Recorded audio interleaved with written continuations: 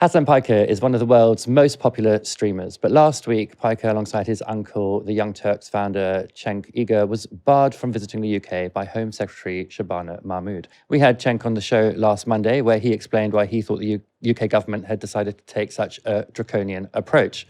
Now, Hasan Piker has appeared on LBC, where Lewis Goodall grilled him over some of the past comments he'd made that were apparently used to justify the ban by Shabana Mahmood, with the Home Office labeling him as, quote, a person not considered conducive to the public good. Here's one part of that interview. But do you think it might ever be better sometimes just to never compare any Jews to Nazis? It might just be wise to do that. No, I don't. I'm not so precious about that comparison. And I've actually had but maybe that's easy for you to say debates. as a non-Jewish person. Oh, for sure. But I'm, I mean, you can call them lots of things, Hasan. I'm just sort of trying to be as sort of generous as possible. Well, but you could. There are so many things you could call those settlers. I'm not defending those settlers for a moment. I think a lot of them are committing heinous acts. I think a lot of the people in the far right of the Netanyahu government are absolutely appalling. I would say that completely explicitly. But you know what? You could probably say all that, and you could probably make a stronger case and not undermine yourself by comparing them to Nazis, because Nazis literally tried to exterminate who they are as Jews. Yes, I don't disagree with that. The comparison, so why'd you do it? In my opinion, the comparison, in my opinion, is not only graphic, but it's apt. Because Nazism is a fascist ideology. It's a dangerous fascist call them fascists then. Call them fascists. You don't need to call them Nazis or neo-Nazis. Well, but the reason why I specifically utilize deploy the term Nazi, is because, well, two reasons. Number one, the goals of ethnic cleansing are identical, and especially considering that a genocide has unfolded at this point, a modern day genocide with different tools. It's not the same exact type of genocide as the Holocaust, of course, not the concentration camps, and yet it's an open air prison that has been bombarded with almost 10 atom bombs worth of explosive ordnance that my government, and as a matter of fact, your government has aided and abetted in the process of. And from that perspective, the reason why I say I'm not so precious about this, while always maintaining the position that anti-Semitism is completely unacceptable, I always say I'm not precious about this because at the end of the day, it's a genocide. At the end of the day, this is an apartheid state, and Zionism as an ideology is a racist ideology. And many Jewish thinkers are now also coming to terms with that, even if they had self-identified as Zionists their entire lives. That conversation went on a little bit longer. So you would compare what's happened in Gaza to the Holocaust? It's not to the same extent, no, but I have compared it to the Holocaust, yes. It's no different than saying these concentration camps that we have in the United States of America are turning into death camps. Fascism is not a static concept. It's an ideology. It's a very dangerous one that I oppose unconditionally across the board. But it's not the Holocaust, is it, Hasan? It's not the Holocaust. No, of course. And to compare it to... I think the thing about you is you speak compellingly about many things, but you undermine your case and you open yourself to the accusation, which might not be unreasonable, of anti-Semitism by making these comparisons between what the Israeli government is doing, and let's be honest, Jews and Nazis and things they did in the Holocaust, because however heinous we might find what has happened in Gaza, and many of my listeners and viewers would, it is still not the same as the mass extermination and the ritualistic extermination of people which happened on a daily basis during the Holocaust. So why compare the two things? Because I don't want it to get to the Holocaust. And this is the best part of this conversation, and I love having this conversation, because Holocaust studies are profoundly important, but they're not profoundly important so that we can understand what took place and then assume that it's never going to happen again. The entire point of genocide scholarship and specifically scholarship surrounding the Holocaust is so that we understand exactly how a society can move in that direction, and how so many otherwise kind people, I assume, can turn a blind eye to the atrocities that are unfolding, so that we understand what took place and never allow it to happen again. Ash, I wanted to ask you about that exchange between Goodall and Piker. I really liked what Piker had to say about like the importance of like genocide and Holocaust studies, and what they're actually for, which is not just to commemorate but to learn. But what did you make of that argument? So this thing about it being always anti-Semitic to draw any kind of comparison between the state of Israel and Nazi Germany, it's one of the examples given in the IHRA definition of anti-Semitism. Now, when the Labour Party was debating whether or not to adopt it, myself, Michael Walker, a few people on the left were arguing vociferously against it. And of course, that's something that the Labour Party eventually caved on. And one of the things that was shaping my thinking at the time is that, one, you have Jewish genocide scholars who are drawing the comparison themselves. And the reason why they're doing it is because they think it's an apt thing to do, to draw a comparison between the defining experience for Jewish people in the last 200 years and what's happening now. So yes, there are material similarities in terms of the use of starvation, the use of various systems of apartheid, the creation of an open-air prison, ghettoization. There are material comparisons to make, but there is also a sense of we're appealing to something in our history as Jewish people. And I think it is frankly absurd and insulting to say, well, that's anti-Semitic. The second thing is that it's part of something which I wrote about in the book, which is this drive towards a politics that detaches us from a material reality.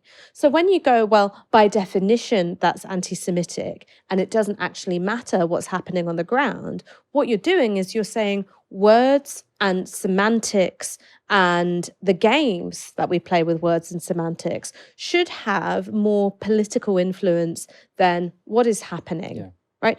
You're going, well, what's the definition of rain, rather than sticking your head out the window to see whether or not it's happening.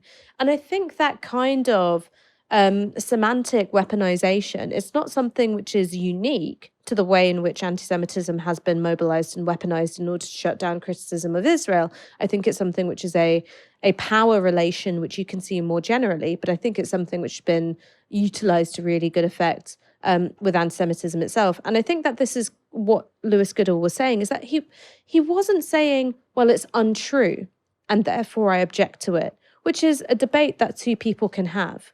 You can debate what is the truth. He was making a debate on the basis of definitions. And the thing is that language is, infinitely malleable and flexible. You can define things in any way you want.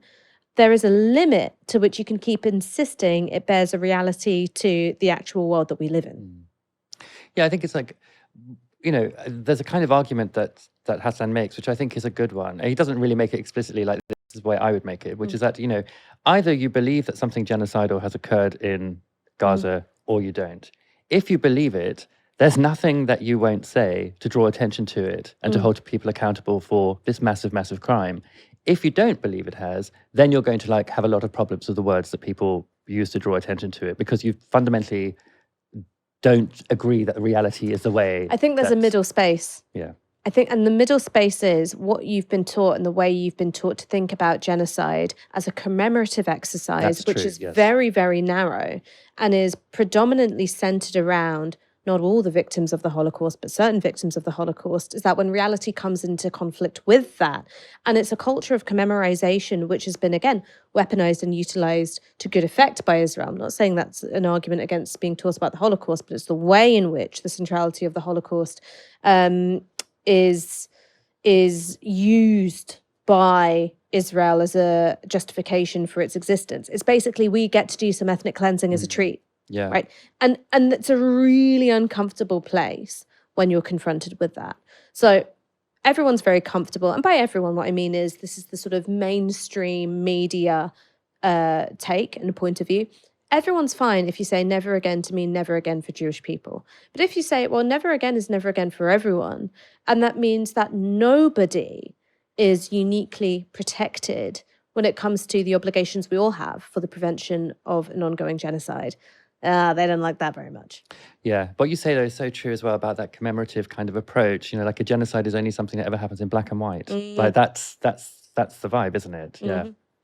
Ash, I want to play you another clip from that interview, one where Goodall appears to be saved by a producer whispering a fact into his earpiece. Thank God for producers. Look, I get everything you're saying, Hasan, but when you say that Hamas is 1,000 times better than Israel, I mean, let's leave aside the fact that Israel, whatever Think about it. Is a democratic state, admittedly one that's been going down a more authoritarian direction. You say you'd vote for... It's democratically in favor of genocide and apartheid. So it's also got Arab Israelis and Palestinian Israelis who live there as citizens with others, so which is not the same as apartheid in South Africa. They're considered second-class citizens as dictated by the Israeli constitution. But the point is, there are varying degrees of discrimination in Israeli society. But I tell you where there's a lot of discrimination in Hamas-run Gaza. I mean, how would you feel about being a gay man, for example, living under Hamas, or a woman, for example, and you say you would vote for them 1,000 times over? You can't vote for them. I know gay Palestinians, and they would say the exact same thing that I'm about to tell you. The biggest threat to their existence is the Israeli occupation. They might have disagreements with Hamas.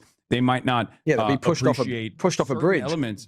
No, that's racialized. It's not racialized. It literally happens. The LGBTQ Hasan, LGBT groups around the world have condemned her. That's not true. That's simply not true. So you think that is? It is literally I will have to push back on this. What you're saying is actually not true, and also a little bit messed up to say, because these groups are very different from one another. I am not an Islamist personally, obviously. I am not. I'm not someone who's ever going to be in favor of religious fundamentalism. But Hamas does not represent religious fundamentalist governance. It represents. You can get up to 10 years in prison for being gay. You can get up to 10 years in prison for being gay down the barrel of a Hamas gun. And that wouldn't happen to you in Tel Aviv. Whatever we think about Israel, that wouldn't happen to you in Tel Aviv. It doesn't matter, because the gay people are being killed by Israeli bombs. An important correction there from the producer to Goodall, that actually it's ISIS that was chucking people off bridges and whatever. And there are prison sentences for being gay under Hamas. Not great, but it's not the same story that gets being put out all the time. No, so it's become kind of a meme online of like, well, try saying that in Gaza, you'd be thrown off a building as a gay person. It's something which is said to Owen Jones an awful lot. And it is basically a deliberate attempt to say that Hamas and ISIS are the same thing. And that has been an explicit talking point of the Israeli state. Now, does that mean that you would look at Hamas's legislation around gay relationships and go, well, that's fine? No, but there is a difference. And in fact, when you look at countries that we consider allies, Saudi Arabia, UAE, and you look at some of their punishments for gay relationships, well, come on, what are we talking about here? There is I don't know how to put this without sounding wildly offensive, but there is this sort of... Don't be wildly offensive.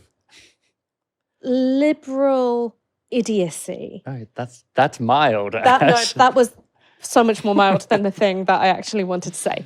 But there is a kind of liberal idiocy where you take things which are the product of debates that we have about how do we want to conduct ourselves and live in a society which is relatively rich, relatively democratic, and doesn't have to worry about bombs falling on your head, immediate starvation, famine, imperialism, etc. All right? And that, I think, is a set of concerns and priorities that come from the immediacies of survival. I'm, of course, not talking about deprivation, poverty, the way disabled people are treated, but the immediacies of survival are not a day-to-day concern for most people in this country. And so you can actually go, what's it mean to live here? What's it mean for everyone to flourish?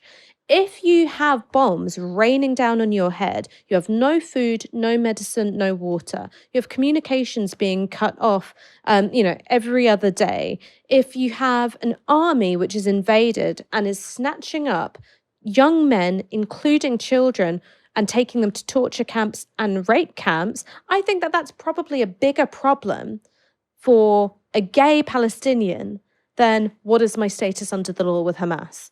And that's the thing, is that it's a common sense position, which is there is a hierarchy of needs, right? Your first need as a human being is survival. And that's precisely what's being endangered by the IDF. And so I think that that's, when Lewis Goodall is sort of rolling his eyes, he's like, oh, well, it would matter to a gay Palestinian, is that's not actually something which is being said by gay people in the Gaza Strip. They're saying, we need food, we need the bombs to stop, we need rebuilding, we need an end to the siege, because I might die tomorrow. And so what my legal status is, I'm not saying it's not a problem, but that's not tomorrow's It's problem. not at the front of my mind No. right now. Yeah. I also think what really annoys me as well about these kind of claims about, I don't know, the level of how of gay rights and whatever being set by the West. It's not that long ago that we were jailing gay people, that we were chemically castrating gay people, and it's in my lifetime that thousands of gay men were left to die untreated for a novel disease that no one was interested in researching. That all happened here. We've only recently come to a point where, we're sort of all embracing, at least, on the surface. Obviously we've got people like Reform who are not that embracing, perhaps.